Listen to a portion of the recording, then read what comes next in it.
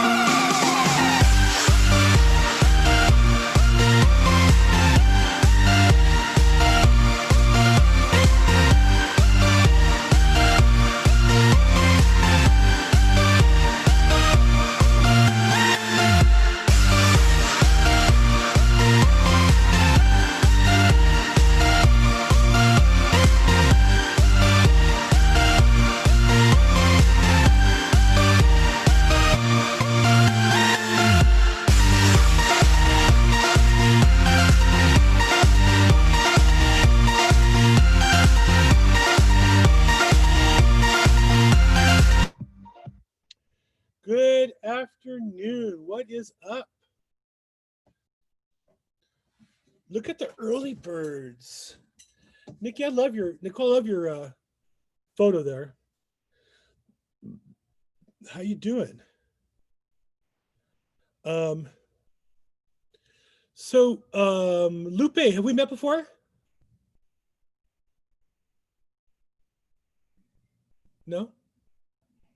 I don't think so. Lupe, you can hear me? Nicole, can you hear me? I can, yes. Okay. Yes, I can. I was muted. Sorry. And Bill, it looks like we're lining up too. Looking nice, I think. Looks like we're what? It looks like we're lining up on that one. Yeah, I think we're waiting for funding should come in shortly, hopefully. Uh-huh. Yes, A little drama on that. I'll tell you about offline. please. Thank you. Another look day in forward real to that. estate, Nicole. Another day in real estate. I know. Nothing surprises me, Woo! Bill. You gotta love it. We get paid for this. Yep. I can't complain. This has been good. This has been good to me. Lupe, can you hear me? No, she's on another line, I think. Plus, we learn from all of this, Bill. You know, we get paid to learn about it and share it. Wow. Well, it's an opportunity for character development. That's right. For sure.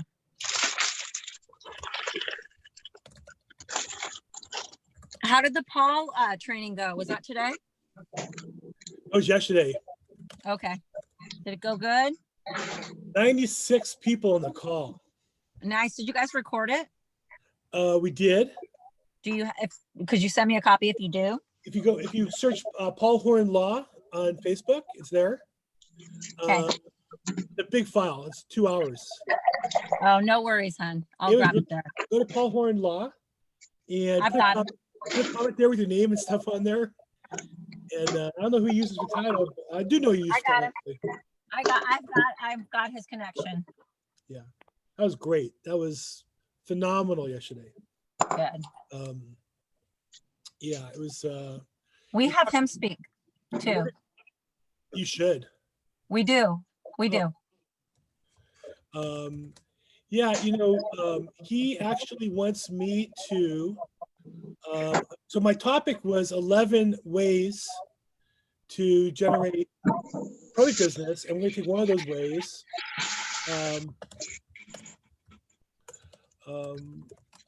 One second here, stuff. You're fine. Good stuff too. He wants me to. We're gonna do a statewide. He wants to unleash a marketing campaign on that. We're gonna do it. We think monthly. Good. And You should. 900. He thinks we get 1,000 people a month on that.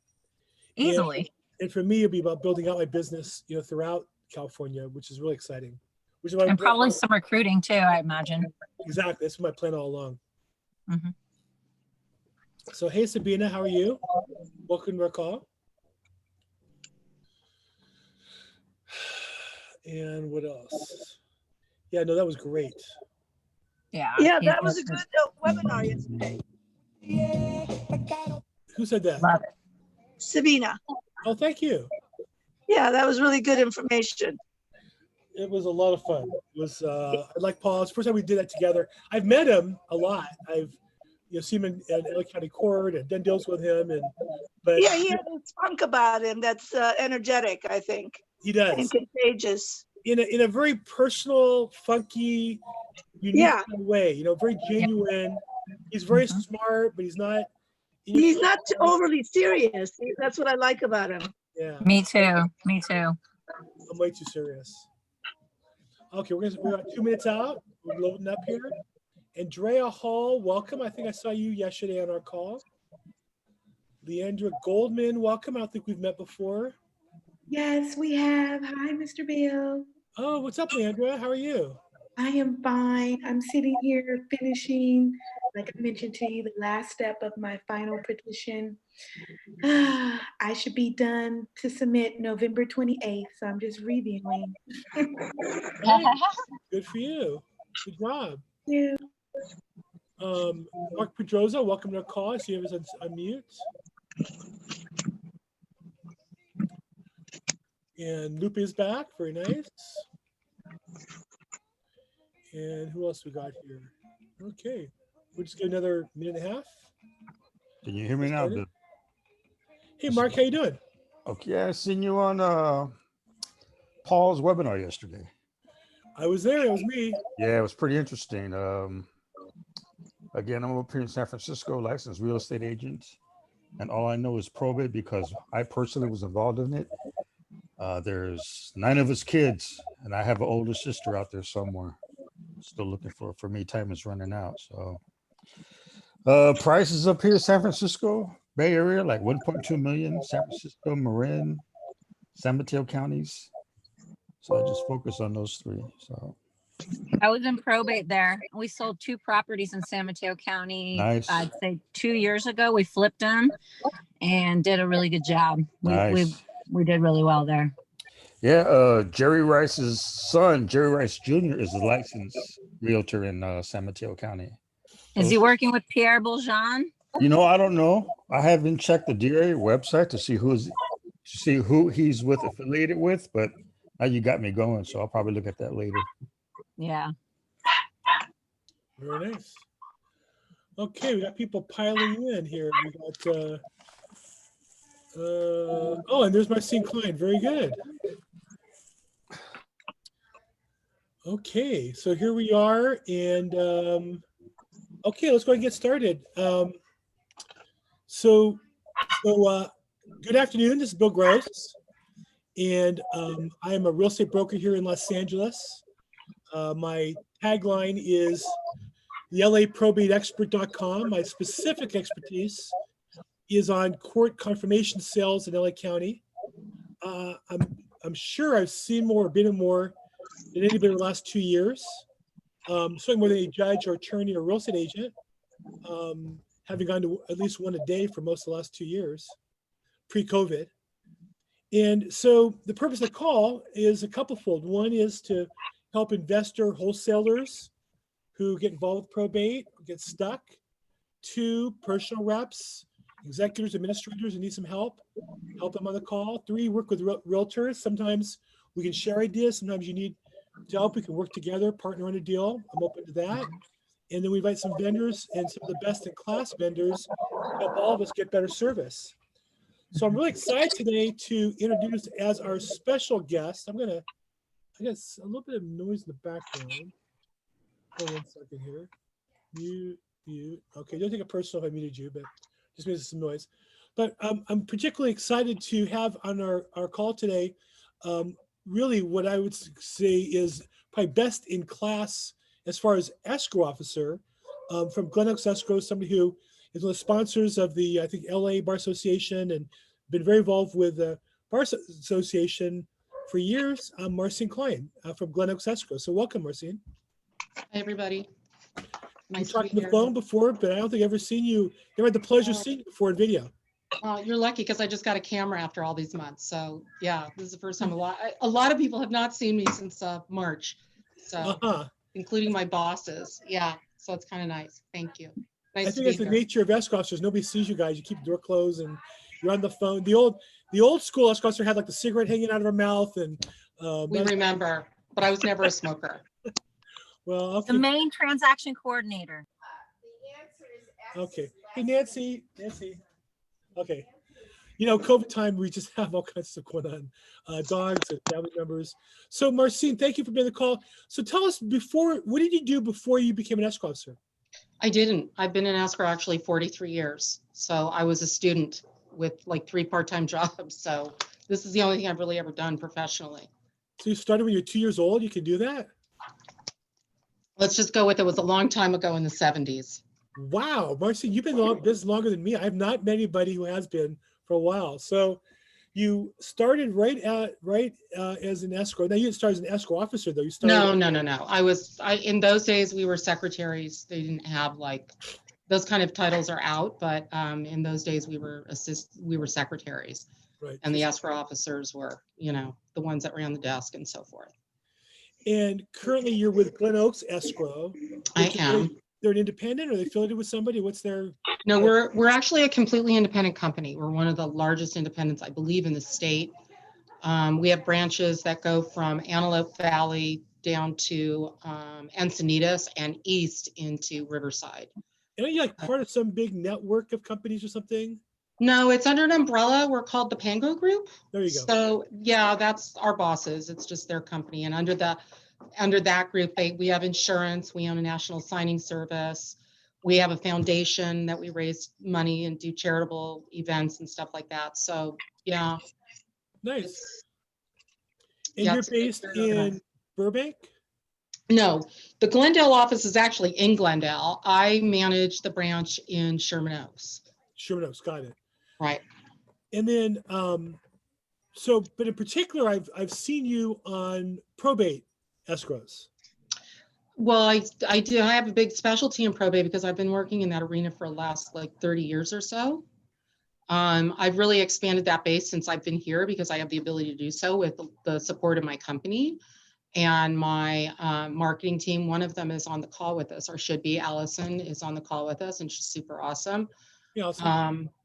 And we do a probate blast, and we send that usually to, there's very few agents because there's not a lot of agents that actually truly specialize in probate.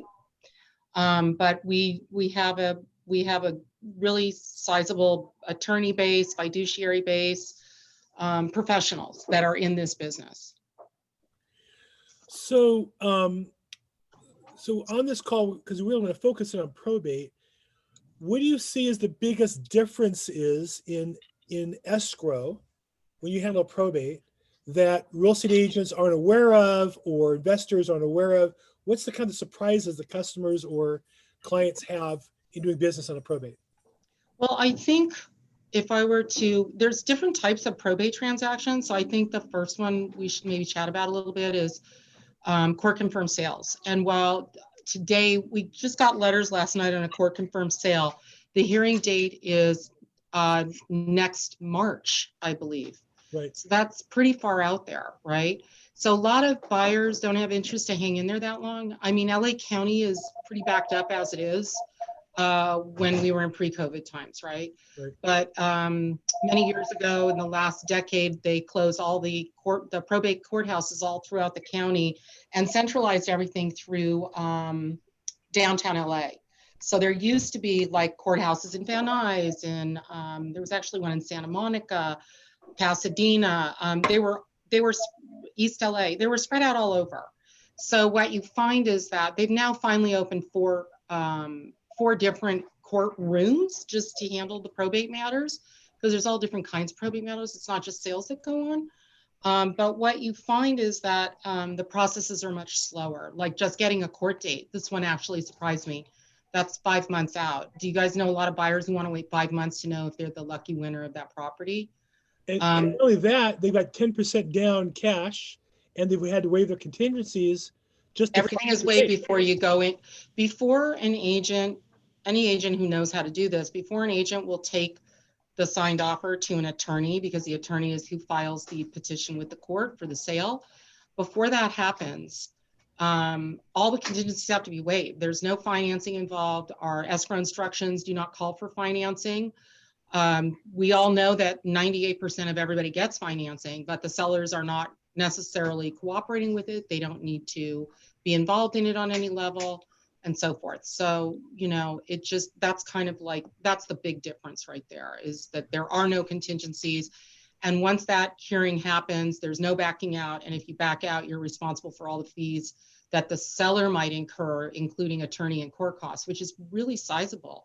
So that's why the deposit is traditionally held outside of escrow on something like that.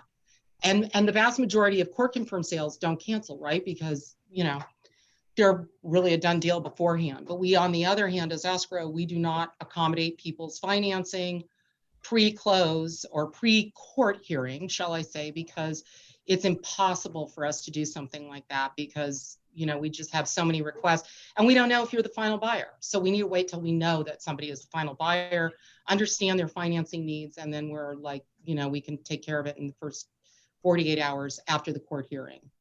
The other thing with LA County, and other counties are not like this, but you know, I'm sure a lot of you know LA County is the largest taxing authority in the United States. So we have a lot of property here, and we have a very large county in terms of population. So sometimes it will take up to 6 weeks to get the court order out of the court system back into our offices, so we're in a position to close. So the way I like the agents and the attorneys to structure their orders when we're doing court-ordered sales is simply that it's 10 days from escrow holder's receipt of the certified copy of the court order. Now, go ahead, Bill, question? Well, no, you said certified copy. Who gets the certified copy to you? Usually the law firm, sometimes the bonding company will also make that available to us. And that's how we actually are able to get it. I have a very large probate estate that the properties are all in Southern California, or 90% of them, 95% of them are in LA County. But because the gentleman was under conservatorship, for example, up in, not San Francisco County, but in Berkeley, bottom line is that all the hearings are done up in Northern California, and their orders come out in 1 business day versus LA County. It's population. Yeah. So yeah, it's kind of an interesting nuance. That one is court confirmed. We're getting hearing dates right away, but you can't hold a hearing in another. It's, you know, not really probably that much difference than prosecuting criminals. But you, just because you committed a crime in LA County, you're not going to get tried in Ventura County. You need to get tried in the county you're prosecuted in. Right. So because of where this gentleman lived, that's why we are handling it in another courthouse, which actually facilitates his closings. But it's not great if you're down here. I mean, a lot of this is now done on Zoom, or how would people even attend these hearings, you know, to be an overbidder. But imagine in a scenario like I was just discussing, where you're 5 or 6 months out from the hearing, property values have probably increased since then. And there's, you know, as you know, you don't stop marketing the property until after the court date. You have to market it right up until then. So just because you're the approved buyer or the accepted buyer, that doesn't mean you're going to be the final buyer. There could be anybody that comes in and offers anything, even ridiculous. We see ridiculous things, you know. So Welcome to real estate. Exactly. Now in non-court confirmed sales, those are a little bit of a different animal. They're generally not opened until most of the conditions are met, but their timelines are more running like a regular escrow, like a trust sale. Right. What I do find though is a lot of properties that have been held onto for decades and decades by some of these families tend to have problematic title nuances, and you know, we need our agents to be proactive and be reading their prelims and at least asking me, if not their title officer or their rep, what's going on that property and how does that impact, you know, how is that impacting a future sale? Because once you're in escrow, you don't want to have a delay. And if it's a trust sale, that's a different kind of a decedent's trust. That's a different kind of a, you know, a different kind of a probate. However, if it is a conservator, not a conservatorship, if it is a independent administration of estates act transaction, you still have notice of proposed actions to give to the heirs. We need releases from all of them pre-close, and Renee, we need releases all pre-close, and that takes 15 to 21 days. So there's not like 10-day escrows going on or 15 days. There's like a beginning, a middle, and an end, and there's protocols that title absolutely wants to see. Mark mentioned Alameda County. That is actually the county that my large probate is in. It's funny, that's exactly the county that I'm dealing with. And they're a lot faster in terms of the government side of it, the court hearing side of it. They're not faster in terms of maybe other aspects, but they've been great to deal with. Do you guys notice her pace when she talks? She's quick. This is a real escrow officer. Well, I'm trying to read the chat in case somebody's asking a question, actually, and I don't know. But you're used to doing 3 things at once. I'm just saying that's the nature of an escrow officer. She really has 8 arms. She's only going to show us 2, so she doesn't freak us out. But she only has 8. That's how you know you've been an escrow officer. So, true or false? Allison, true or false? Allison will agree with me. Okay. So So I have a It's question. very true. No, She exactly. can do a million things at one time. Exactly. You guys She's are the main very skilled. Exactly. The main I'm not sure they're all transaction. efficient. She's very efficient. Oh, we know that. So one question we had in the chat box was what type of financing on probate? Now, obviously, on a no court confirmation, you finance whatever you want, but on court confirmation sales, where you have only 10 days, I imagine if the original buyer. Okay, well, now wait, let's back that up. You have 10 days from the time I get the order, Correct. but I'm not getting those orders for 4 months to 6 weeks, and that was in the good times. Right. So I don't know what that looks like. The minute the court hearing happens, then you would order an appraisal. You don't do locks and all. Although I will tell you, even in the market that we're in, I'm not understanding. People's locks are expiring. Like expiring to what? And what difference does that make? The rates are, I researched rates. I was telling Allison, they are the lowest in US history in the last 200 years. Yeah. I've researched the rates through that period. The only time they were just one tick lower than they are right this moment in time was 1945, which is kind of an interesting fact because I think people don't realize how we're really a part of history. I mean, that was my parents' times, but my parents have both, my dad would be 100 and they were kids in those years. My dad was just coming out of World War II and they weren't buying property yet. I mean, it just didn't work out that way. They bought in 1951, ironically, on the GI Bill. But I don't think people really grasp the time we're in right now and these absolutely historic rates. For the 100 years between 1769 and 1868, interest rates ranged between 7.5% and 8.4%. Kind of an interesting, stupid cocktail fact, but Wow. yeah, it's been a very painful several months. So it's like, yeah, I was just trying to find answers. Right. Well, I think part of the underlying cause of that 69 is when we went up the gold standard. So that's where the interest rates became more volatile. But okay. So we got a question in the box. My prospect's moving to Vegas, has 2 homes here, both in her father's name. I don't know if she's going to rent them or sell. What questions should I ask her? So that's part of it is a sales question, because if the property is here, if she lives in Vegas, the probates are done here in LA County, right? Correct. They would be done in LA. And I think the first question I would be asking is, how are they titled? So are they actually titled individually and he needs to open a probate, or are they titled in a trust? Where did he die? That is also very mitigating. And I don't know if you died out of state. No, he died here in LA. He died here in LA. So it's going to be, if it's a true probate, it's going to be handled by the probate court. If it is not a true probate, where in other words, it's a trust, then that would be, there's just documents you need to get up to date on. You'd need a complete copy of the trust, certified copy of the death certificate. If it's the child, we help, because people don't always visit attorneys, do a parent-to-child transfer for the LA County or whatever county tax assessor, and then generally an affidavit of death and change of trustee document, and we do that too. But of course, my best advice, Vicki, is if someone has passed away, the children should immediately visit the attorney or an attorney that specializes in estate planning. A really great example came up for me the other day. Someone last year asked me to prepare a deed transferring the property from her mom's trust to her. Mom had passed away. What she didn't tell me was mom had died many, many, many years ago. And the assessor just caught up to her because of that transfer, and they're back assessing her for 8 years of property taxes, because that's the maximum the law will allow at the current market value. Oof.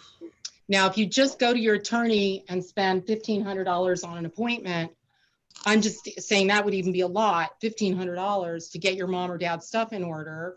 They're going to file this parent-to-child transfer form and you don't think about it again, which is why I'm extremely specific about asking those questions. It's almost like Santa Claus, who's naughty and who's nice. A lot of the answers I get when people get these monster bills 6 months after they close an escrow is, my mom or dad handled all this. Of course they didn't handle that.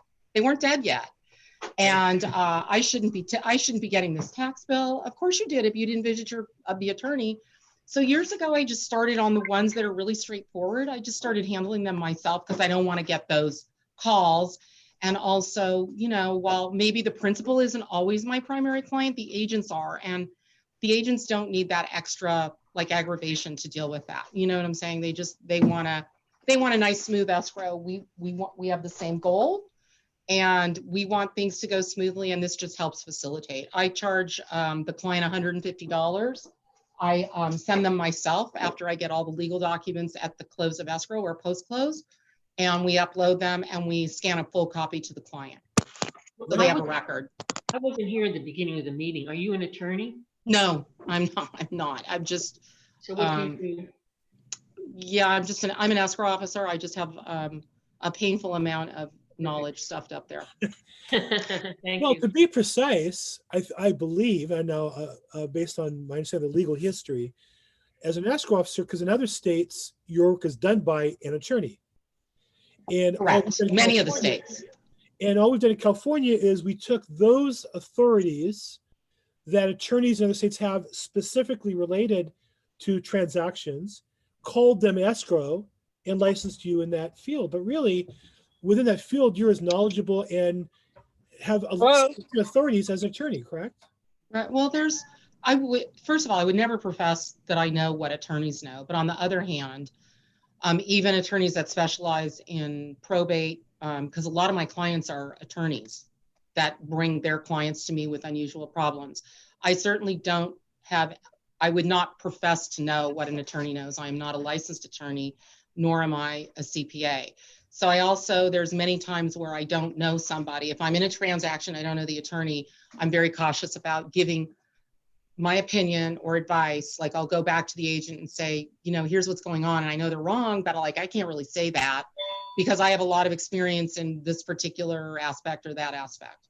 And also remember, we deal with the title side. So we're the ones knowing exactly what title is going to need to see in order to close an escrow. So, and that's like, I sort of backed into everything that way. You know, you're sort of trained by the people around you. And so I know a lot about what title insurance is looking for as well. Okay. Got a question I know that we can answer from Sabina. Maybe you can give more detail. Heir has full authority. Can we sell now, or do we have to wait for court date in February? So it depends what the court date in February is. Actually, that's a great question. And hi, Sabina. I haven't seen you in a long time. Yes, Nice to I see am. you. Good to see you. Nice to see you. Okay, so that's a great question. And if an heir has full authority, that tells me that that transaction is going to be governed by the Independent Administration of Estates Act. And that doesn't work in every family situation, but it will work. Like, for example, I'm very well planned, but if I wasn't, I have an only child. So that's a perfect situation for an only child because there's not going to be anybody disputing that they're like absolute next of kin or whatever. You know what I'm saying? Exactly. It's full authority. It's the surviving sister. It's the surviving sister. Yeah. Full authority just means that the absolute next of kin has the right to sell and doesn't, and that means basically in general that somebody has probably died intestate, which means without a will. So, Yes. and that's super commonplace, which is still very shocking to me because I see the worst of the worst doing what I do. But yes, very, very, very commonplace. But what that really means is you do need an attorney because of course they've applied for Independent Administration of Estates Act and for someone to sell real estate with full authority. But that is the 15-day limitation period. That can actually be waived if it's just the sister, for example. And if you do all your pre-sale due diligence, you could probably close a little faster if it's an investor-based transaction. Mm-hmm. It's probably likely that it will be an investor transaction. We don't have to wait until February. I haven't spoken to the attorney as long as you have yet. the letters. No, do you have the letters? Yeah, the letters and the orders, I believe she has. So I'm happy to look at them if you want to scan them to me, and I'll give you like my I'll give you the opinion. escrow. I'll give you the escrow for sure. Yeah, well, I'm just saying if you want to look at them in advance, I'm happy to do that. But no, when you're Independent Administration of Estates Act, the rules are a little different.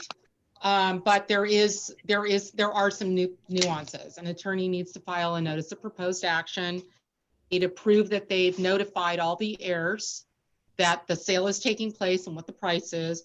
And then the title company requires a letter stating there were no objections to the sale by any of the heirs. Pretty simple. Yeah. All right, well, I'll get that to you.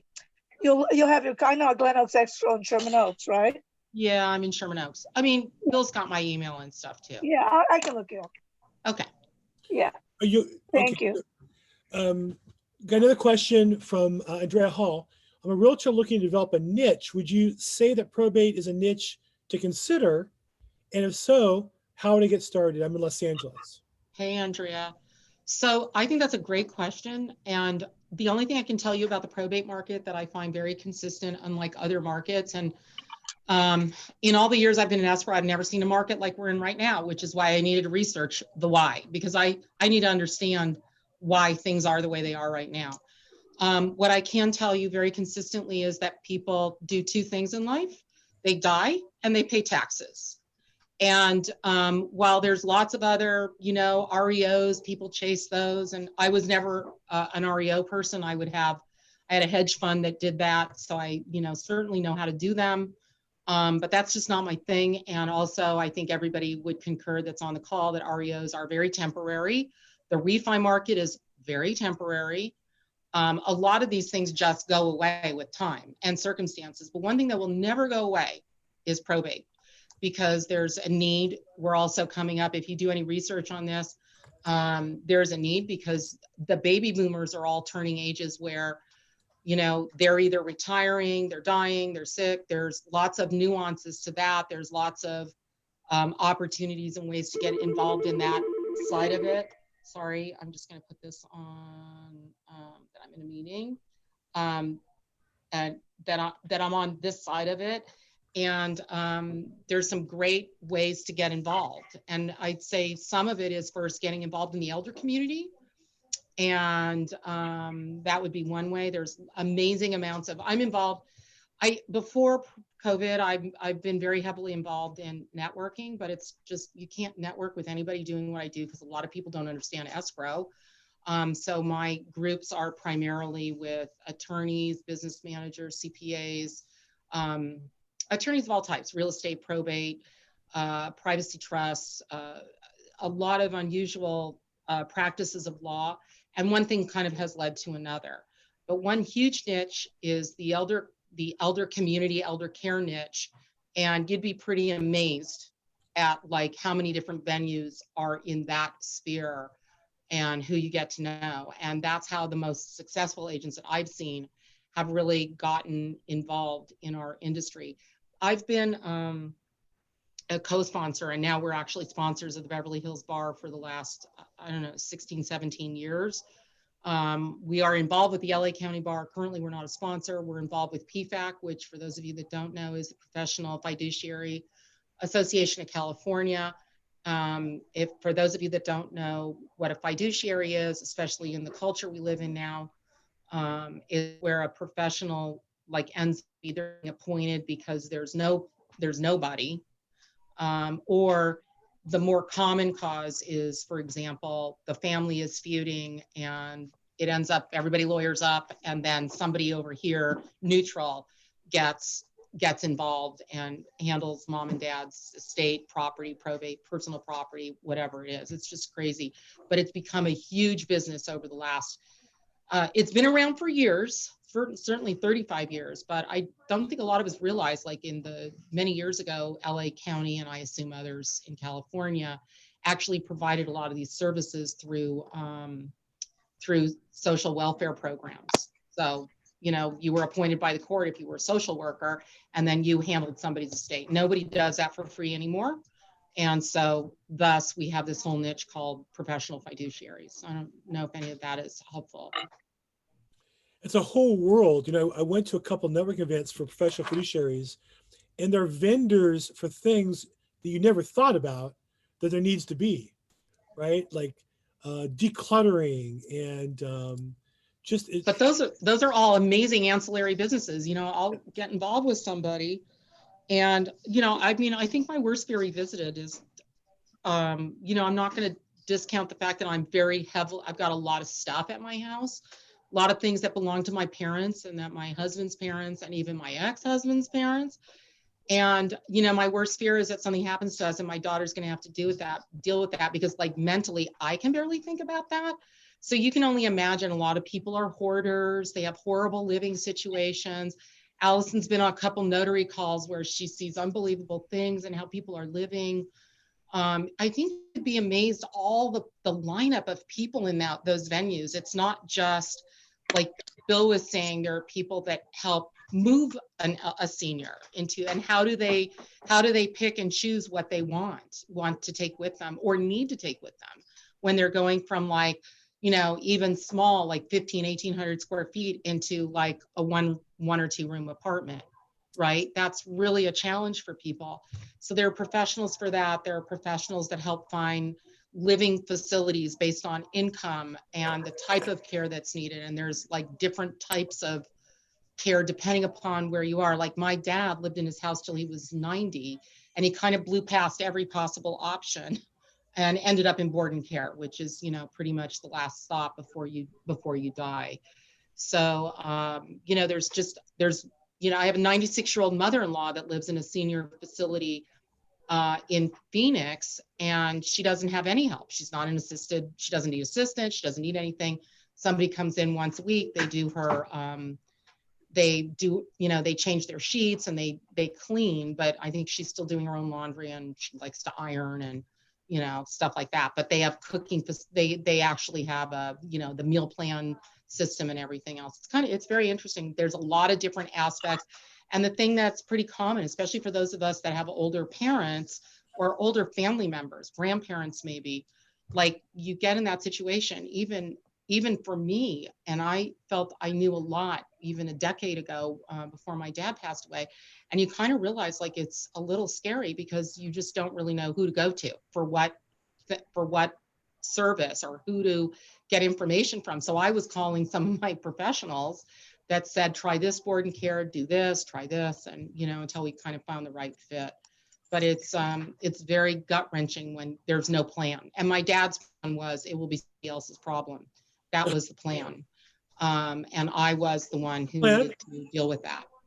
It's a plan. Well, it's many people's plan. It's the kid's problem, or, you know, the third niece related through blood problem, or, you know, but a lot of times people aren't doing a lot of planning. I mean, I wish I didn't see trust administrations, like not trust administrations, Independent Administration of States Act or whatever. But, you know, the average probate in California takes over 2 years. I don't know if anybody knows this. And not only that, like, let's say a really elaborate estate plan for somebody with just their house and their regular assets is $4,000. That's a lot of money. However, I don't think people realize that statutory probate fees are like 10%. So, you know, even in a really low, somebody who doesn't have a lot of assets and they don't have a lot of stuff, but they have a $500,000 estate. I think all of us would concur that here in LA, especially, 500,000 is low, right? But the statutory fees are like 10%. So is it better to spend $4,000 or $50,000 on a statutory fee? And attorneys can go back in and ask for more money if they have cause, and they just get it approved by the state. So yeah, it's crazy the money spent on attorneys and executive fees and filing fees and the time involved. Let me ask you, do you still get personally, as part of your business, signing clients, or is that all done remotely with remote notary services or whatever? Well, so that's really interesting. So right now, since March, our office has been closed and we continue to be closed. We have not been in our offices. There have been people within the company. We have a very large, small company, but there have been people that have had to work from home remotely. I run way too busy a situation, and I have too many staff people here. So we have a lot of PPE things in place, and we've been lucky that we were able to get supplies and make sure our spaces were safe, you know, for people to come. Also, I'm in a small bank building in Sherman Oaks, and essentially, actually maybe the week before March 13th, the whole building has been abandoned. So Chase is on the bottom and we're on the 3rd floor, and almost nobody came to work. So nobody was using the bathrooms but our staff. And we just don't let anybody in. And, you know, there's a table out in the back for like, it better be a bleeding, dying emergency, because I don't want my staff dealing with anybody under these circumstances. But there's a table out there for a quick emergency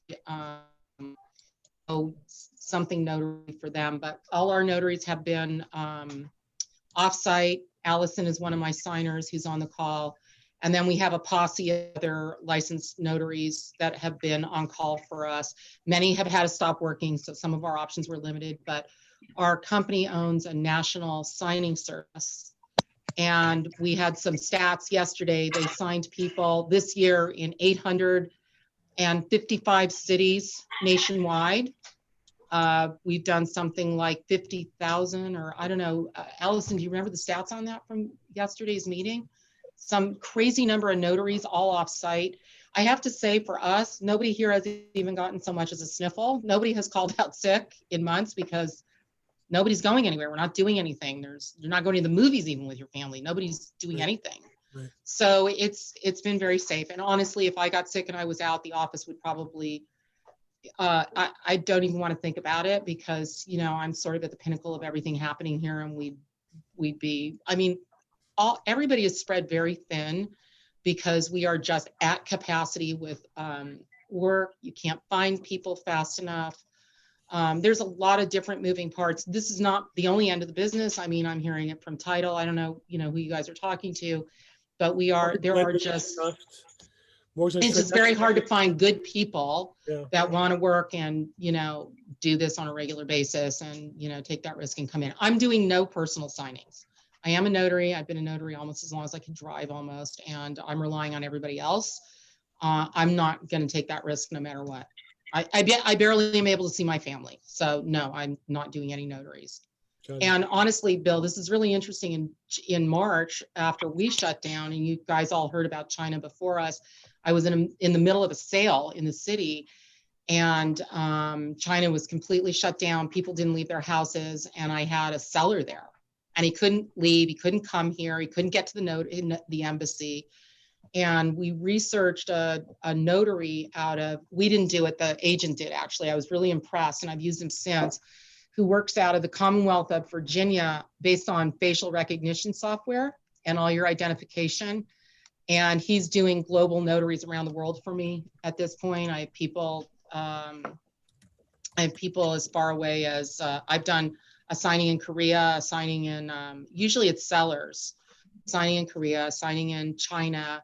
I have someone in Spain that's not coming back or can't get back. And he's a great option because digital signings, which I'm sure you guys have heard of, remote online notaries, are still a tad bit of a challenge here for our Hall of Records. And so that has worked out really well for me. We have a lot of resources. That's, you know, to keep our deals going. A couple more questions in the chat box. One is about networking with fiduciaries. I think you mentioned PFAC, which is what, Professional Fiduciary Association of California. I've been to some of their events. They had meetings in Long Beach I went to, but COVID, like everybody else, they've gone virtual or they cut back on the meetings. Are you still able to network within their group, or what's going on with that? Well, I think a lot of things are just virtual right now. I mean, I don't know if Allison had a 4:30, so I think she went to a notary appointment, but a lot of stuff is virtual. I am seriously burned out this is the only thing I have done other than my company meeting yesterday in several months, because I can't even deal with the Zoom platforms and trying to pay attention and be online. And I've got countless things going on in the office. It's just gotten very untenable, where I used to be able to leave, come back, you know, and I was able to manage everything at the same time and whatnot. But it's part of its content. You know, I haven't been asked to speak anywhere, so this is the only engagement I've accepted in all year. I'm pretty good to get you on the Zoom then, is what you told me. I'm a good salesman. You're on limited time. Yeah, thank you for posting that website. That's a great one. And just anything elder care, even volunteering in elder circumstances, you're gonna, it's like a stepping stone. One thing leads to something else.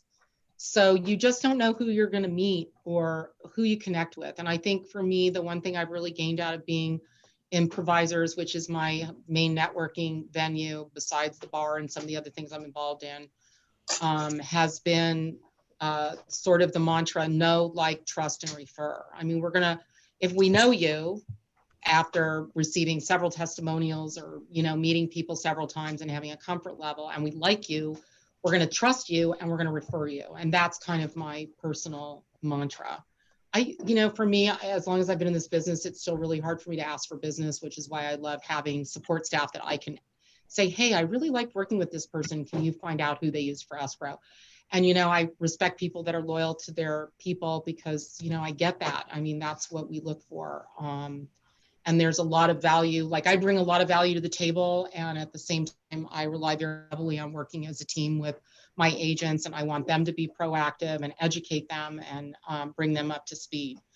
So for me, there's, a lot of that involved, and it's just getting involved. And right now, I think right now, some of this without being in person stuff is super challenging. I mean, we were looking at ways before COVID where a lot of people know who I am. And I was thinking of doing like a stand up, holding some files saying, I wish I could be here, but I'm working on your escrows. And then the marketing girls would show up who they've gotten to know there's a USC event every year that just did an online venue that we didn't even attend. I mean, it was just like, it's just not the same. It's like, I don't want to go to a conference and sit in my chair for 8 hours and take a couple of breaks in between. I'm just not, it's like these kids. I mean, I feel for them. I don't know that I could go to school online either. So, and I have the luxury of being at a job every day. A lot of people don't, and they're home, and, it just makes it a little more challenging. So I think that this is my experience, if you set some goals for 2021 and as things start to open and you start to investigate your paths, then you kind of make a list of where you want to go and what you want to do and where you want to be. And all those things really can happen, if you set your mind to it. I don't know. I don't know if that answers the question, but there's not much that's not online or that is, even if you get into groups, it's going to be, it's all virtual. I don't know. I'm very touchy feely, so I miss people that I haven't seen in a really long time. And, I like to give people hugs, and I just like to be present when I go to those things. So for me, this is hard. I've certainly had speaking engagements, but most of the time I've done it in person. So this is the first time, like I said, I've done this, or, Bill sort of. Marcine, how did I get you on this call? I must be good. Okay. Thank you, Bill. You were persuasive. Let's put it that way. Oh, you're so sweet. I knew who you were. I wanted you. Okay, good. So last question I have in the chat box. I don't know that you have the answer to this one, but because a little of your preview, if there's a public administrator, I don't know if you do those as escrows or not. Oh, you do. Good. If there's a public administrator representing the state, is it true that all efforts were made by the PA to locate any and all errors? So that's really interesting. I mean, when I first started getting into probate, one of the firms that was very heavily into this, I mean, like, I'm not the one doing, by the way, Michael Jackson died without a trust. Did everybody know that? I don't even know if he had a will. So his estate has been in dispute ever since. Yep. I mean, you can only imagine who's making the money off that. It's just a beast, right? Because he own the rights to all the Beatles music and all this other stuff. It's just craziness. And how his professionals could let him die like that or live like that. I think Prince also didn't have any kind of a will or a trust or anything set up. It's disgraceful because, they have business managers and they have people. Millions of dollars a year on people. They have people. So I just lost my train of thought because that's so disturbing to me. But I'm not doing like, the Michael Jackson estate or something like that. I'm doing everyday people. And the one thing I learned early on was that a lot of people not only die intestate or without a will, but there's not even a clear path to who they are related to. Right. So before there was ancestry.com and before there were all those public sites that we have now, I'm talking back in the early 80s, they used to actually go through Utah, because I guess Brigham Young has like some national site where they've got they can date back people's lineages. Mormon Church. And they were heir hunters. Yeah. So that's what they did. And that's how probates would be established. Oh, you're related to her, a 1/14th interest, but you're the first closest living heir we found. believe it No. or not. And it's interesting also because there's a pay scale, a payment scale, shall I say also. So like, for example, if they find 5 heirs and there's like a list, 1, 2, 3, 4, 5, based on the closest in blood, they would be getting the most. And a lot of people, I'm sure you've heard, like, people inherit money and they don't even know the person. Right.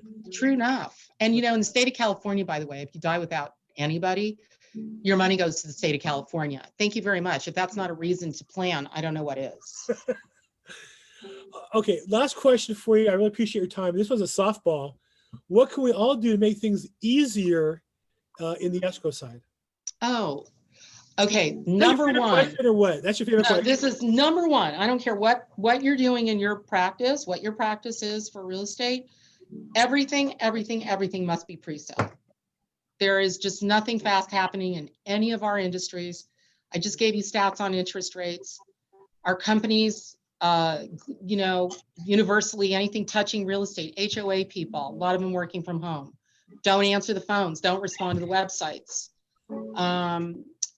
Title companies, they are working both in-house and remotely. They are slammed. Sometimes it's taking me 6 business days to get a prelim. The city of Los Angeles, city reports, and there's other municipalities who aren't even responding or, to any of our requests for other municipalities that also have transfer on sale reports, which are a legal requirement. Those are laws, right? So the critical thing is the best, most successful escrow you can have is anything where you're doing anything pre-sale. And if there's some nuance, you should share it with your escrow officer. Very quick story. I've been in this building twice. This is the second time. Worked for another company, came back from a meeting at 9:30 in the morning. One of the girls said, Steve was really angry you weren't here. And I'm like, okay, well, I'm never here this day at that time. I don't know. Well, he had an appointment. No, he didn't have an appointment. So I said, well, what was the deal? And she said, well, he showed up. I'm in a bank building, if you guys didn't catch that. He showed up in his pajamas, his bedroom slippers, and his bathrobe. I mean, he's like in his 60s. So I said, well, what did he want? And they said, oh, he wanted to be notarized. And I said, did anybody here notarize him? And they were like, yeah, I did.